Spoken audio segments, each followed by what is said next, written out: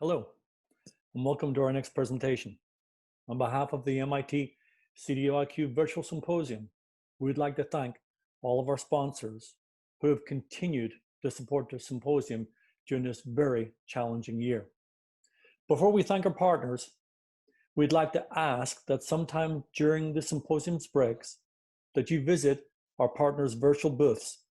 You can also visit the Content Hub on the MIT CDO website for some great partner resources. We'd like to thank the following partners: Deloitte, Informatica, Privacy Analytics, Dawix, Fusion Alliance, KPMG, Sandhill Consultants, Tamer, Elation, Ali Data, Big ID, Boomi, Caserta, Citizen, Data Kitchen, Garage, Wakira, Pylog, Click, ThoughtSpot, Eckerson, Global IDs, Snowflake, Starburst. And as I said, please make every effort to visit our partners, use the virtual passport, because without them and our partner support, the symposium could not be held. Thank you. Welcome everyone to session 10B on the MIT CDO Symposium. This session is on 4 of the most critical items that every CDO must know for data and analytics success. Sandhill Consultants is pleased to partner with Len Silverston, President, Universal Data Model, Inc., to offer this key presentation. What are the 4 critical items that every CDO must know for success? CDOs must adapt not only technically, but strategically and culturally. Thus, this presentation will provide principles, tools, and frameworks for the following 4 foundational keys of effectiveness: delivering business value, engaging business representation and stakeholders, effective communication, and transforming business culture. During this session, Len will explore an example from each of these areas. I'd like to actually take a moment to introduce Len. So Len is a best-selling author, consultant, and speaker with over 30 years of experience integrating organizational information system and people. Len is a thought leader in both the data management and human dynamics of integrating information space, and is well known for his industry data models, the universal data models, reusable models that help develop highly qualified models in less time. He authored the Data Model Resource Book series, volumes 1, 2, and 3, which describes hundreds of reusable data models. Len is extremely well-received speaker at many industry conferences, both local and international, and the symposium is pleased to have him here, as I believe, Len, your first speaking engagement with the symposium. It is. I'm very excited to connect with all of you. Well, Len, let me pass it over to you. I will, just as an FYI for our attendees, please use the Slido Q&A to ask any kind of questions, and we can decide, Len, you can decide whether you want to take them as they come through or at the end, but I will pass it over to you and I'll come back at the end, Len. Thanks so much, Robert. You're welcome. There is a great book written over 100 years ago called As a Man Thinketh from James Allen. And what he said in this book is nothing intelligent can be done without purpose.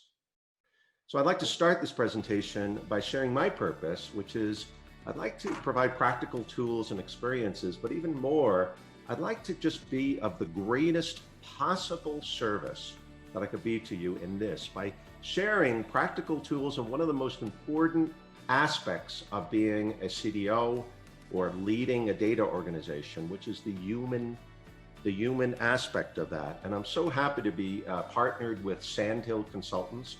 So I work with Sandhill Consultants as a resource, as a consultant, and so happy to be partnering with this great organization on this presentation. So the agenda is I'd like to give a little bit of an overview on this critical topic of human dynamics, and that's what the whole presentation is going to be on, which is, in my experience in the last 30, 40 years, traveling around the world, speaking and consulting for many organizations and data groups, is that human dynamics is the key to success in succeeding in big data, data science, data analytics, any type of data effort. Today, I'd like to talk about 4 of the most critical items in human dynamics. How do you get people engaged? Often people are unclear or confused or perplexed. How do we get people engaged? How do we communicate well? This seems like a very simple thing, but it's an art form and a deep science of communication. Third is, how do we transform the culture? And I'm going to be talking about one key aspect of transforming the culture, which is trust and collaboration. Our keynote speaker yesterday talked quite a bit about that, about transparency and trust, the digital aspects of Taiwan. Really amazing presentation. And I'd like to go deeper into that to say, what is it about trust? What do we need to know about trust? And then finally, how do we deliver great value? So those are the 4 items I want to talk to. But first, let's talk a little bit about each of these in terms of context. So in order to make it more practical on engagement, I'd like to put it in the context of, we create a data strategy. How do we get people engaged in a data strategy? On communication, we're going to put out a plan. How do we communicate this plan effectively? And I'm going to share stories about ineffective communication and effective communication. Third, how do we transform our culture in the context of introducing a new strategic direction? And fourth, how do we deliver great value as a data group? And I'm going to talk about that in the context of implementing programs. Human dynamics, in so many presentations and so many keynotes, including our keynotes, have been shown that culture outperforms strategy every time. It is about culture. The greatest successes I've seen in data leadership have to do with culture. And culture with strategy is unbeatable. This is Quint Stutter, the philanthropist and business entrepreneur. And there's so many other quotes just talking about how important this human issue is in data. Now, I'd like to bring out what I think is the greatest issue in data, and I call it data mining, not exploration of data in business intelligence. Data mining, as in this data is mine. So a long time ago, I wrote an article saying, let's go from data mining to data hoursing. In data mining, what's happening is the data science group says, hey, this training data is mine very often, and it's not connected in with data management or data governance data. The human resources department will say, hey, this data is mine, even though people are connected to so many things. The HR area might say, well, yeah, but there's also privacy and security. And yet it's so interrelated. Same thing with finance department. Same thing with a salesperson saying, hey, yes, I know we want to get a 360-degree view of customer, but this private information that the customer is sharing, that's mine. Now, why does that happen? Well, how many of you listening, how many of you would say that we don't want to do data mining, we want to do data sharing, data hoursing, data collaboration? If we were in a live audience, I imagine many of you would be raising your hands. And yet data, as we've talked about in this conference and many other conferences, is an important enterprise-wide resource. Many companies, Google, Facebook, Amazon, base their whole companies on data, and it's a huge, valuable resource. So it's an important asset, just like money. How many people would say data is the new currency? It's the new oil. Okay, I could see all your hands raised right now. But okay, so would you buy the idea that yes, we want to share data, and data is an important asset, just like money? Now, imagine a room. Imagine we're meeting, not on the Zoom call, but imagine a room where I've said this. I've said data is something we want to share, and it's also something that is a valuable resource. Now, imagine this. I say by transitive logic, It's something that we want to share, and it's a valuable resource. So by transitive logic, what I'd like you to do is now take your wallet and put it into the middle of the room. And usually, I've done this live, and usually people will start smiling at this point, saying, yeah, okay, that's a bit silly. And yet, this wallet or our money or our resources is what we're asking for people to connect, to share both internally and externally with data. It's like a personal resource. So the reason I do this is to have you feel viscerally what it's like for you to go to your an external source that is protecting this data. It's one of the reasons, like in healthcare, that we don't have a fully integrated record on each person that they could go in and say, hey, here's my complete healthcare history, because there's so many privacy and security concerns that the data is disparate. It's disintegrated, which means separated into parts. Because this is valuable, like the stuff in my wallet. It's personal sometimes. If we expose the wrong data, there's huge things that could happen in terms of risks that could happen. Now, I have done this exercise actually in live sessions where we've had a bunch of wallets in the room to say, okay, people have actually put their wallets in the room, and we can say, okay, instead of going to data mining, how do we get to data housing? Now you might say, well, how in the world would anybody in their right mind put a wallet in the center of a room? And this is the same reason as why anybody would integrate and collaborate on a deep level, which is what data leadership is all about. How do we collaborate? How do we integrate, combining into a whole our resources, our data resources?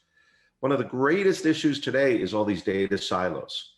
There's data silos from external sources within organizations, and data silos come from people's silos. So by integrating, by moving to data housing, we're able to do that. Now, the way that we're able to gather in like full day sessions, almost all the wallets in the room is by four things. One is engagement. The second, by the way, is communication. The third is transforming culture.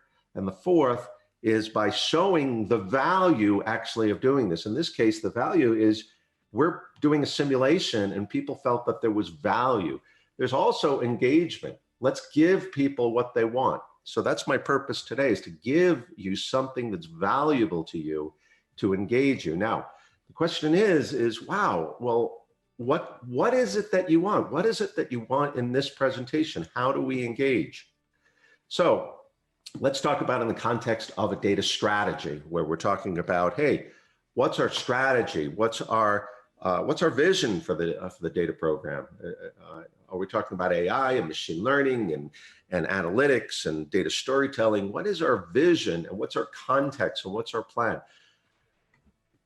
So in a mission or vision, what we want to do is engage. And this is one of the key areas. Now, you've probably all heard about mission statements and vision statements. However, it's an art form. This is really an art form of saying, how do you communicate a vision and a mission that is so compelling, that is so clear, that is so common, shared among everyone, and that's also concise, to really, really understand, hey, how do we reach people? We call that the 4 C's of creating a solid mission, which is the purpose and vision.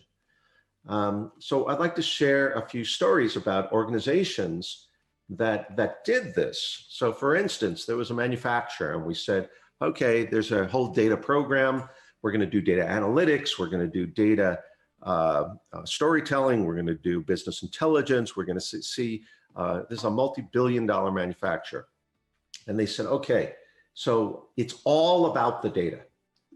That's what their mission was. It's understanding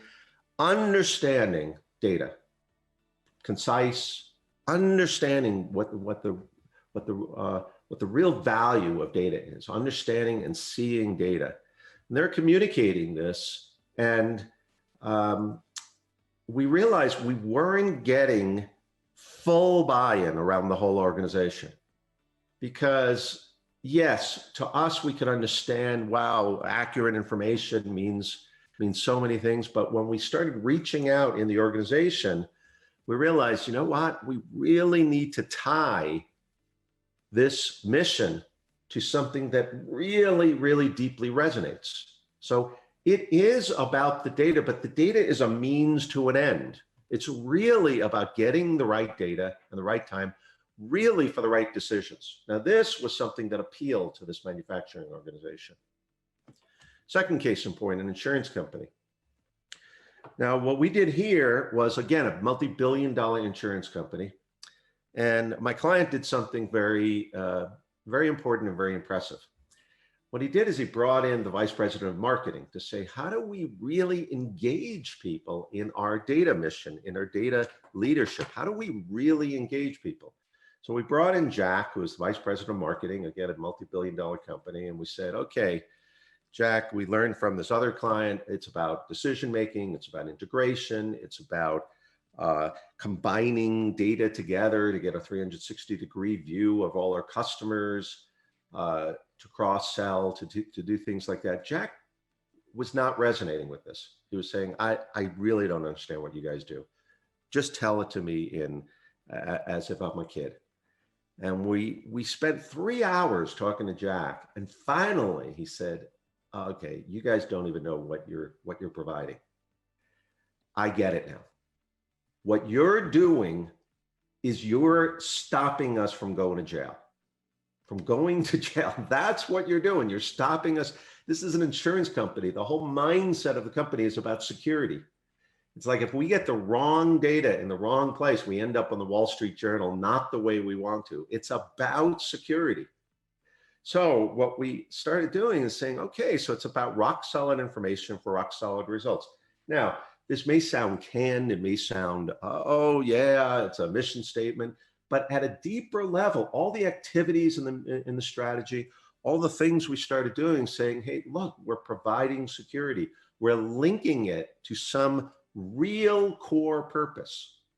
On engagement, the Gallup poll, some of the recent Gallup polls have said that there's 87% disengagement rate of people in organizations. 87%.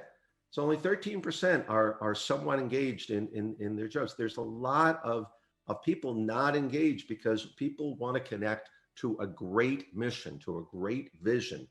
And it's not only communicating it in one statement, but it's communicating with our objectives, with our plans, with our goals, with the details of what we're doing, keeping this in mind that we are providing this security for this securities organization. Finally, pharmaceutical company. There were so many different data issues. And on this organization, again, a multi-international, multi-billion-dollar organization, there were issues around getting integrated patient information. So we said, well, obviously that's important, integrated patient information. But what really drove the team was realizing that if we don't have integrated patient information, what can happen? People die. Literally, people die. It's something called an overmatch and an undermatch. If I have John Smith's information here and John Smith's information here, and we give him a drug, but only part of his information is here, and another part is here, he could die from the wrong drug. That's called an undermatch. Or an overmatch is here's John Smith, here's John Smith. Oh, let's combine the record, but it's two different John Smiths. So this team got so enthusiastic, but they got enthusiastic not for data. They got enthusiastic because it's about saving lives. Now on this effort, we actually recorded $120 million return on investment, not only with patient undermatching and overmatching, but also cleaning up contact information, doing analysis on patients. The real result, though, was that we saved a tremendous amount of lives through better data. This is why the team was motivated. This is why the team was engaged. Not only the team in data, but the team throughout all different projects could see the importance of it, of linking this to a very important mission. This is an art form to do this, and then take a stand in it.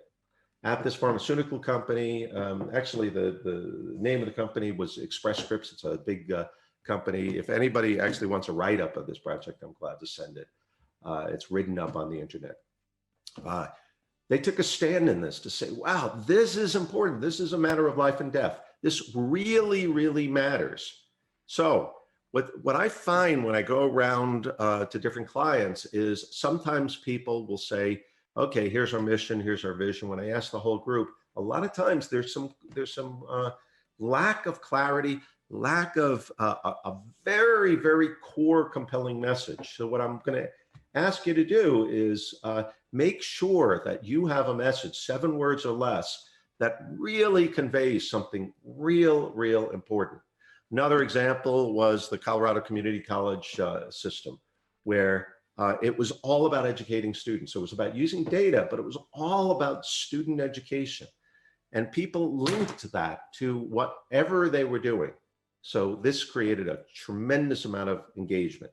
So have a data mission, and also know what your enterprise-wide mission. I'm astonished at how many people cannot clearly say what their enterprise-wide mission. By the way, sometimes the mission statements doesn't really clearly convey it, or it's too long.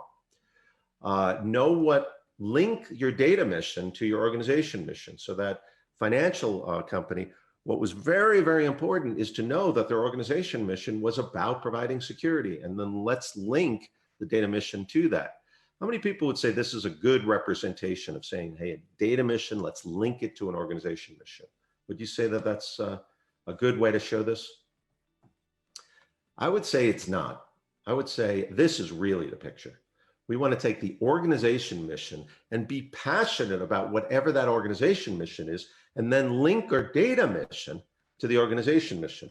This one is more like data mining. We're all important in data, and we're going to link it to the data organization mission.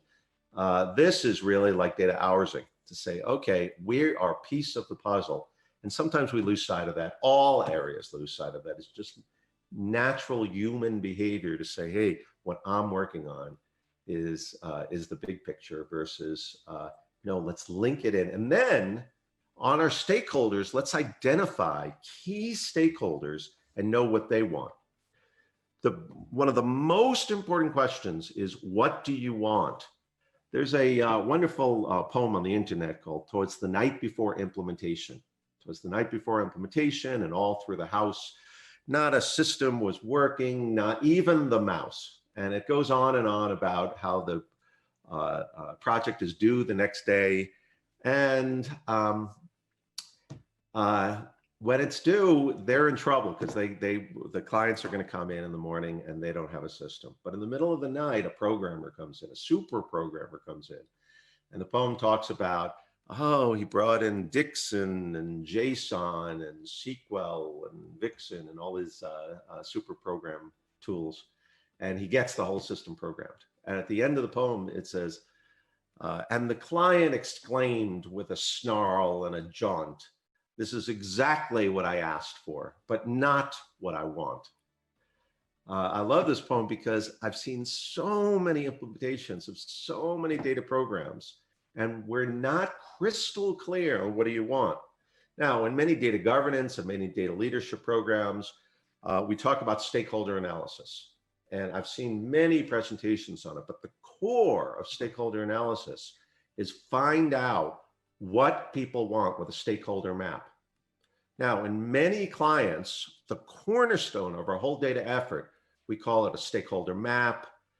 We say, name a programmer, name the title of the person or sponsor. This might be for data governance. This might be for data science.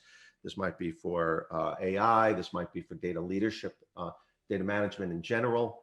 Name a program, name a title of a person, and for that title of the person. So what I'd like you to do is, in your organization, who do you think is the most important person to know what they want? Who's the most important person to know what they want? So think about a person, write it down. Who's the most, this is a very important exercise actually. Who's the most important person to know what this person wants? And then create a model, not a data model, not a process model, but most importantly, a why model. Why is this important? What does this person want? This is one of the most important questions. Now, so like Express Scripts and many other organizations, we will take substantial time and go through a whole process to go through our stakeholders to say, what does this person want? How will our project program help? How it will be an obstacle? And what do we want from the person? So for example, be specific. We want a 360-degree view of customer. This may be the first thing that they say. Oh, we're going to integrate 6 different data sources. Oh, it requires investment of time. This is what people say, why do you want to say what the obstacle is? We want to lay out both how a program will help and how it will be an obstacle, as to just be transparent of, hey, this is going to require investment of time and money. Let's look at the whole picture. And what do we want from you? So this is a synchronicity model of what does the customer want, what does the stakeholder want, and what do we want from the customer? And you look throughout your entire organization and you say, hey, how can we identify the key people and what they want? And that way, when we deliver, we'll be delivering. Now, the person that you picked, here's a poll. Who did you pick as the most important person to know their motivations? Did you pick your boss that you report to, maybe the CEO, financial sponsor, somebody challenging, or someone else? Could we run the poll just for a minute? Who did you pick? Len, we are running the poll. So for our attendees, if they want to go to underneath the presentation and give us your indication, we are running neck and neck between the boss and the CEO. Okay, so a lot of times your boss is the CEO. Yeah, so what I'm going to do is, well, I can actually sometimes change it. Changing it live, it's actually gone. I'll give it a couple of seconds to settle down. So, but definitely the one that's leading the most is the CEO. It's gone. Okay. So let me just kind of go through the metrics, Len, for you, so that way you've got a understanding, because I know you can't see it. The boss is around about 15%. The CEO around about 35%. The financial sponsor is 10, 12%. Challenging person 22, 23%, and someone else 24%. And that's changing dynamically. So I'm just going to ask, and again, I'll just ask Len, just for anyone that's got any questions, feel free to put them in the Q&A on Slido. So I'm going to turn that poll off, Len, and but definitely the winner was the CEO. Okay, great. Well, and it was also across the board, all these things. Now, I'd like to challenge you on this, and this is human behavior, human dynamics. So what I said is the most important thing is going to data housing. We want to get to data housing. But psychologists say 95% of the time, that question, what do you want? Leading psychologists say 95% of the people, 95% of the time, we don't actually know what we want. We actually don't know what we want 95% of the time. It is an art form. It is a deep question. So when you do this map, what I encourage my clients is be really clear to say, wow, you know what? The place I have most control is over me. Now, you may say, no, the CEO is most important, or a challenging person or financial sponsor. There's an inside out model that says, hey, we need to answer this question for me. So I want to give you more optional homework to say, hey, be clear on what do you want? And this is one of the most important exercises we can do. And then the CEO, and then the financial sponsors. We do this with clients, and it's unbelievable the results that we get, because people are working. In order to get from data mining to data housing, we actually have to start with me. It's like putting on our own mask in an airplane. So I would say someone else, it's me. Now, we have several frameworks that we use, and this is a whole method for defining this. By the way, many organizations don't do this. And it's amazing to me that we don't actually get the time to engage to find out, hey, draw a motivational model. It's one of the most important things, and use various tools. Let me give you a couple of tools from the Sedona method from Hal Dwoskin. He says people want control. They want to control over things. They want approval, people to like them. They want security. Hey, I want to keep my job. I want to keep my house. Or I want separateness, which is like differentiation. I want to be special. So this is a huge body of knowledge on what people want. But in the core, people want to care. This is why this project, where we said, hey, when we talked about lives, or when we talked about students, people cared. And that's what came out in the motivational maps. By the way, these other things came out too. Or there's the 5 whys that Toyota in the 70s used this method, and we use it in our motivational modeling to say, hey, you can say one question to say, hey, I want a 360-degree view of customer. And we find out if you ask it 5 times, we'll get more to the core at a personal level what people want. This is key. Really understanding human dynamics and people to say, oh, I want it to know our customers, 360-degree view.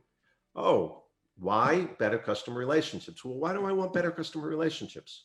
Well, I really have a sincere desire to help our customers.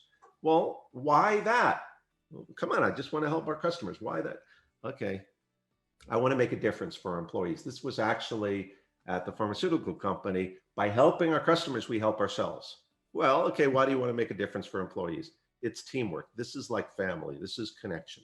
That was some of the key motivational maps to say, hey, it's all about teamwork. So we hone in. Now, by the way, you could do this for someone else and have different answers. Okay, well, yes, we want to know our customers. We want better customer relationships. Why? Hey, we get more sales. It's all personal. We want to find out what is motivating. We want to make more money. Why? We want to help support our family.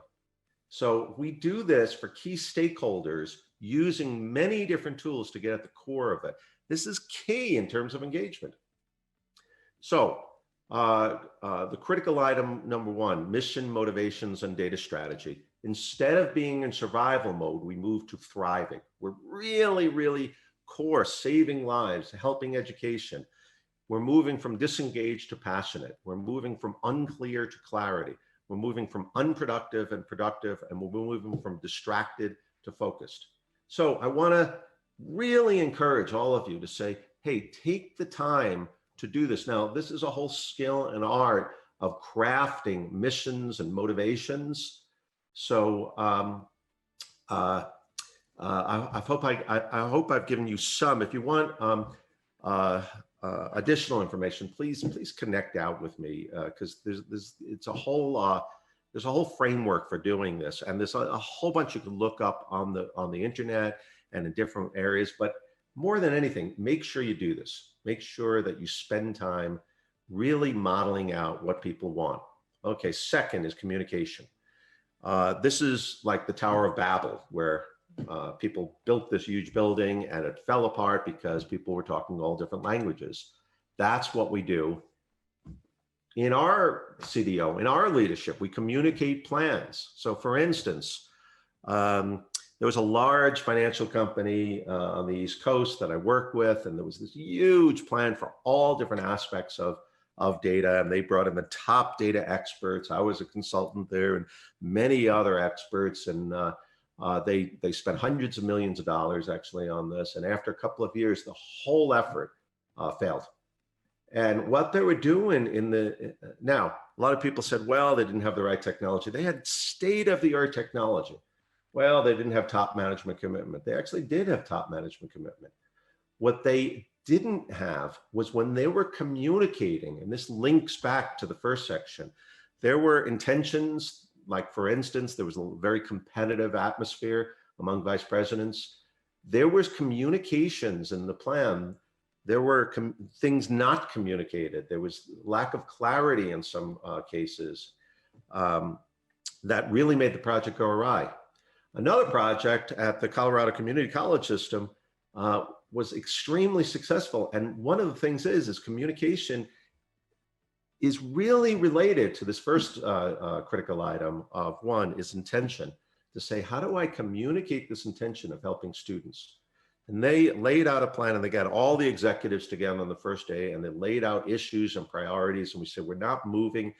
We're not going to leave this meeting. And we actually had a meeting from early in the morning to late at night to say, we're not going to leave until we're extremely clear on the overall plan. Of course, we brought a lot of materials there, and what we're doing for the next 4 months. And we created a really, really successful dashboard and an integrated platform across all the colleges in 4 months, actually with limited budget. And but what we did do is we communicated very, very clearly, and we linked it back to intention. Very often people are communicating and they're saying, come over here, and how there's this huge gap. Why does this gap exist? Communication actually comes from the Latin communicado. It means to make common, communicatium, to make common. And there's gaps in communication. So one of the models I like to use is a variation of a model called the Burlow model of communication. Going back to the first item, there's an intention. So before I even say anything, before you say anything as data leaders, we want to be extremely clear, going back to critical item one, what is our intention? And then create a message in our plan that is about that. Another large Wall Street company, they created this amazing platform for over $1 million investors and over 16 different servers, all integrated, all different parts of the company. And they were really clear on their intention, and everything they communicated was a message where they're in sync. Then you have the receiving of it, which that's a skill too, in just listening to say, okay, what's the message? Let's make sure there's not a gap there. And there's a whole bunch of frameworks there on how we can listen. Finally, once we listen, we make up stories. So our minds go from facts to stories instantaneously. Now, I know data storytelling is a big field in our industry, but what we do is we create stories, like in this New York East Coast company that I was talking about. There was so many stories going around. This person is doing this, and this person is not doing it right. So many perceptions, and there was these big lags. Whereas, for instance, in the community colleges, there was such great communication. And by the way, some of these people were not even that respected before the project, but when we used all these communication tools and intention tools, it created this integration, it created this teamwork, it created lack of gaps here. So there's a big difference between facts and stories, and be careful of stories. This material, here's another framework, comes from Crucial Conversations. That 4 leading New York Times bestsellers basically said, hey, in conflict management, when the stakes are high, come back to the facts. Yes, we want to do data storytelling, but come back to the facts. Be careful about the 3 key types of stories. The villain, the angel, of course, the villain is the other guy, the angel is me, or hopeless. This is a framework from Crucial Conversations. So critical item number 2, communication and plan. Without communication, it's chaos. So we go to accountability. When we communicate a plan and we say, hey, we're going to do this in 4 months. Leading travel company I work with, every 3 months, we communicated extremely clearly, what's our intention, what are we developing? And every 3 months, we turned out a major deliverable, giving them information that they never had before about cruises and stores and information and what's making our travelers happy and what's not. So accountability, we go from waste to productivity. We go from surprises to expectations, clear expectations, from static originates to feedback adjustments. Communication is everything. So I've shared a couple of different frameworks, but there's many more frameworks. Now, 3, transforming culture. So you see these birds breaking away. What can we do with transforming culture? Let's say we're introducing new strategic directions, new things in data governance or AI or machine learning, what can we do in introducing new strategic directions? So the biggest thing is trust. What can we do with trust? Now, at one client, a distribution company, I remember going in there and they flew me in and they put me in a room. This was after several visits, other visits, and I got to know them. But this one visit, they put me in a room next door. And I was there for like an hour and a half. And I was confused because, wow, I flew out here to see you and they're just kind of ignoring me.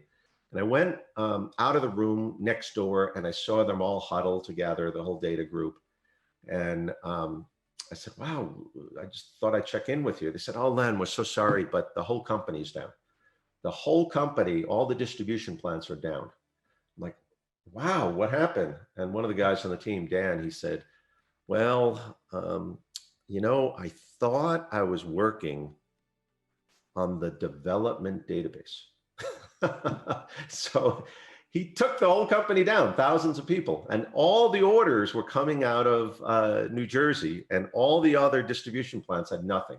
So he messed up the whole production system.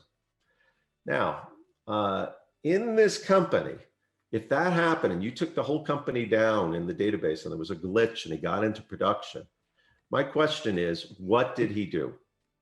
What did he do? What would you do if you took the whole company down? Would you blame someone else and say, hey, how the heck did I even get into production? Would you just say, hey, I'm done here, I'll just leave? Would you fix the issue first and then communicate? Let's take care of it, the whole company's down. Would you communicate openly and then fix it? And here's another poll. Let's take a minute on this poll, Robert. I've opened up the poll. So again, you should see that underneath the Q&A. Let's just see how what would you do here? And I will.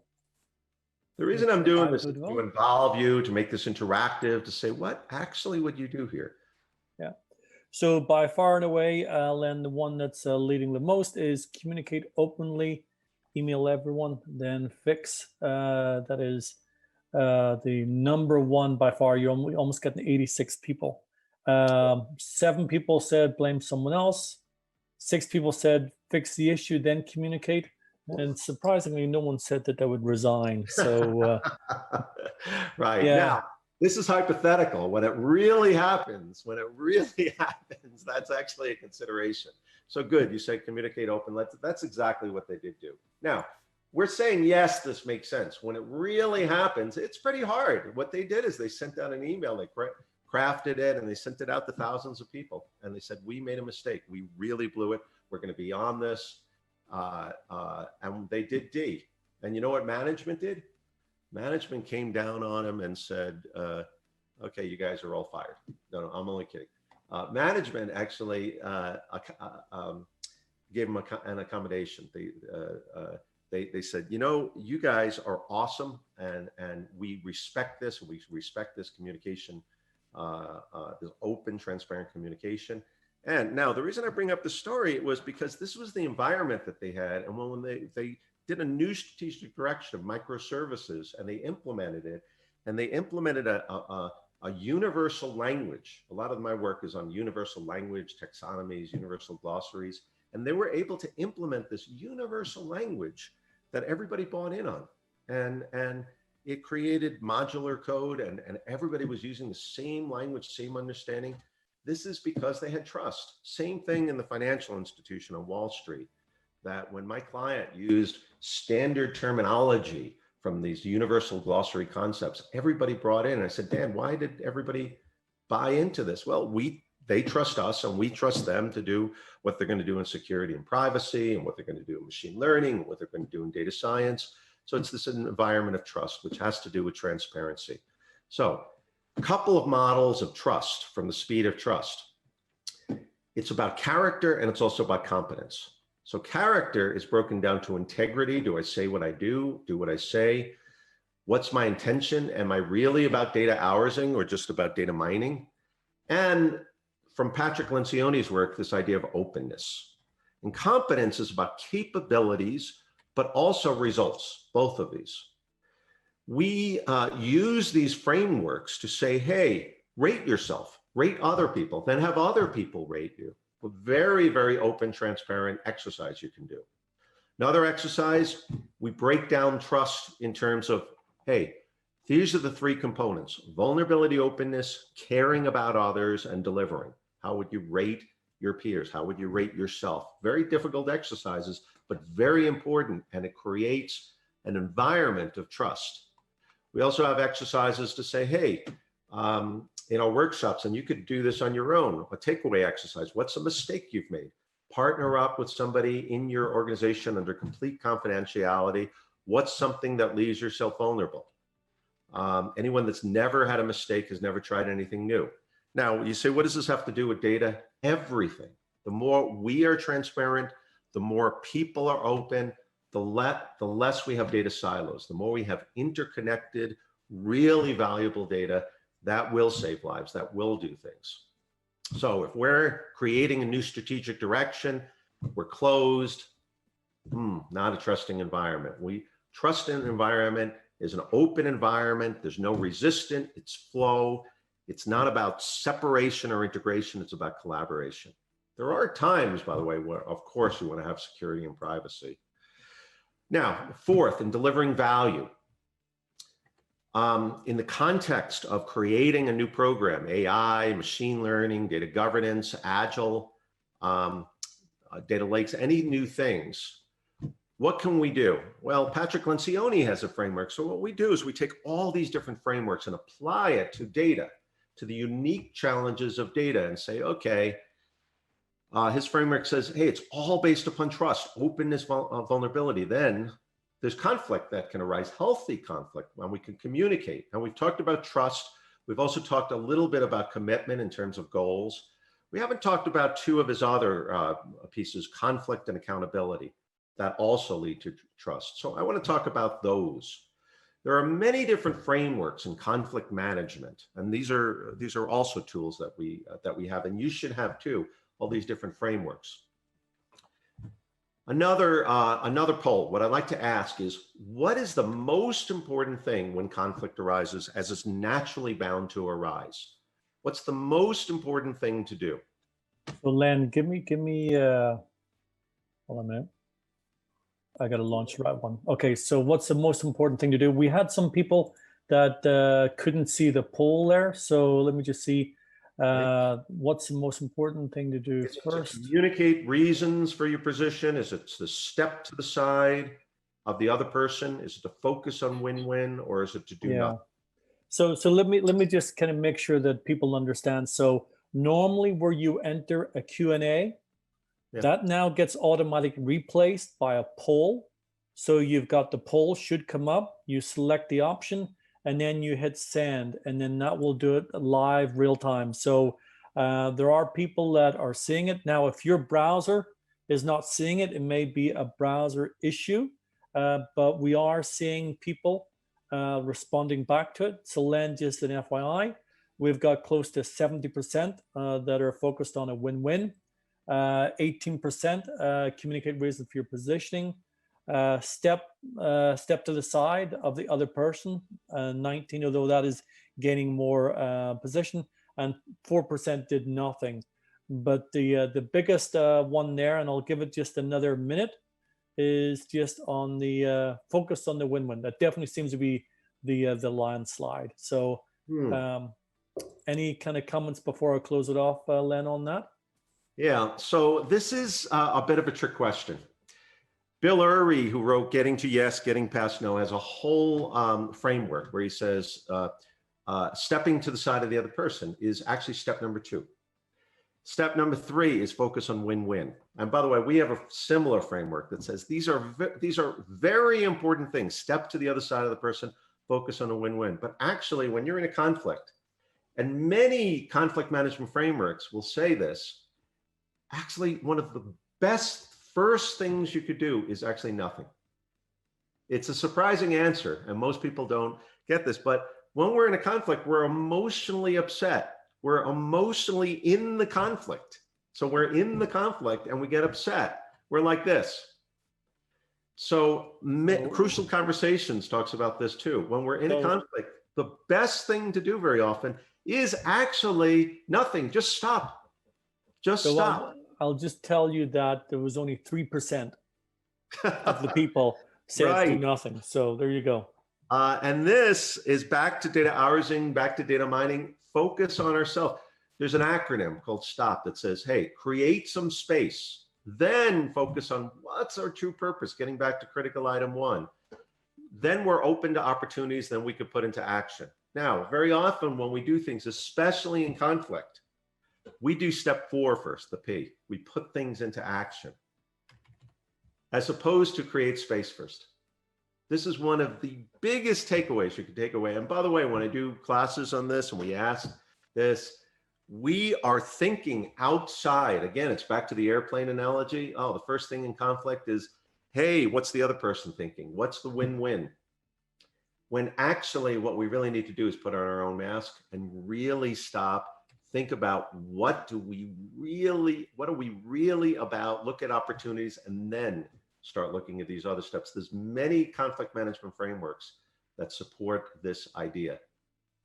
And then there's the idea of incrementalism and accountability to say, okay, let's take a piece at a time and build, like this travel company that we work with. Every 3 months, we delivered value, and there was accountability for it. In the Colorado community colleges, after the first 4-month effort, every 3 months after that, we built something. So there's accountability.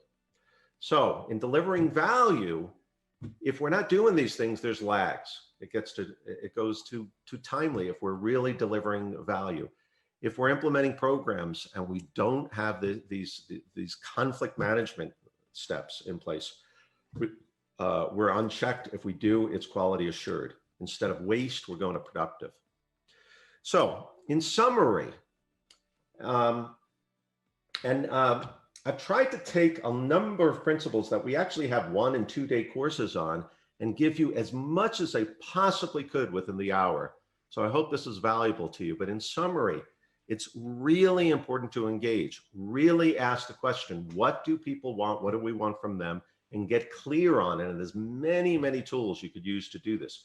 Please do that in your data efforts. Take the time to do that.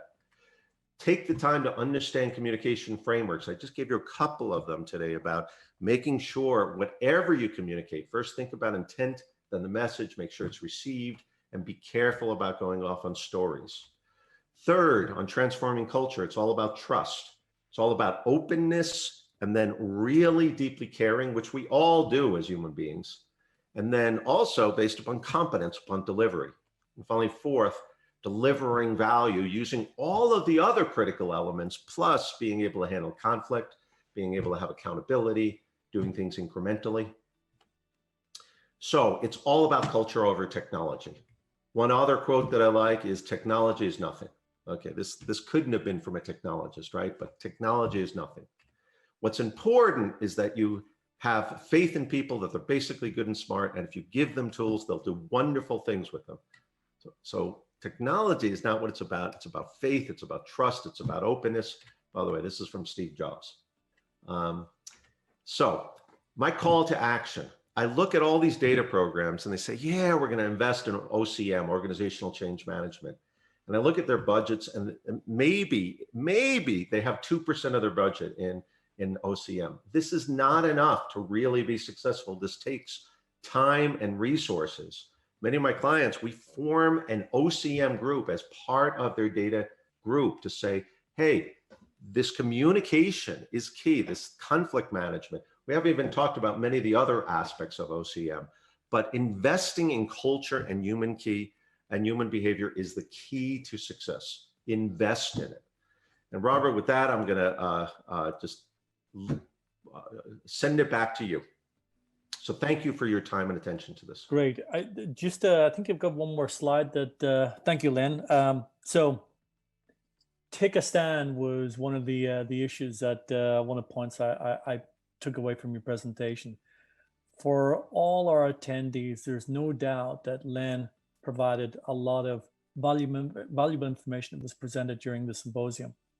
And as Len mentioned, culture and human behavior are the key to success. It's not technology.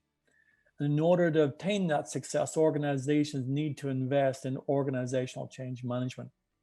So if your organization, if you believe your organization can benefit from leveraging powerful, practical frameworks that we've seen here, techniques and exercises designed to dramatically and positively shift the matter, which is most important, which is the human element, please feel free to contact me at the email there, robert.ludden@sandhillconsultants.com.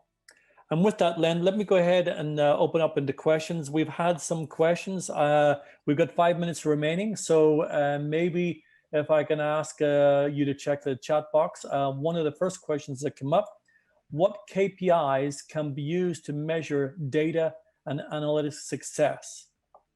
Great question. So when we look at KPIs, we see 3 different types of metrics. One is program metrics, one is data metrics, and one are business metrics. So for instance, a program metrics might be, well, in a data governance program, we got 20 data stewards actively engaged. It's about the program. Or in a data science effort, we finished 20 different data science projects and we created 17 different models. Those are program metrics. Then you have data metrics. Like for instance, in the Pharmaceutical Company, we got the level of matches and under matches down to a 6 Sigma, almost a 6 Sigma level. Very, very small amount of patient under matches and over matches. You could consider that a key performance indicator of saying, hey, look, that's important because we want to get patient information right. But the most important is the business metrics, the KPIs under business metrics. There, it varies by company. So in some cases, in that case, it was like, okay, how many lives did we save as a KPI, as a key performance indicator? What was our increasing revenues? What was our decreasing costs? What was our, in the financial company, what was the decrease in risk?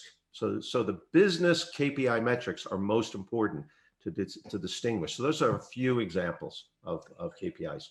There was a good one that came in. It was one of the latter ones. How do you convince an organization to invest in OCM?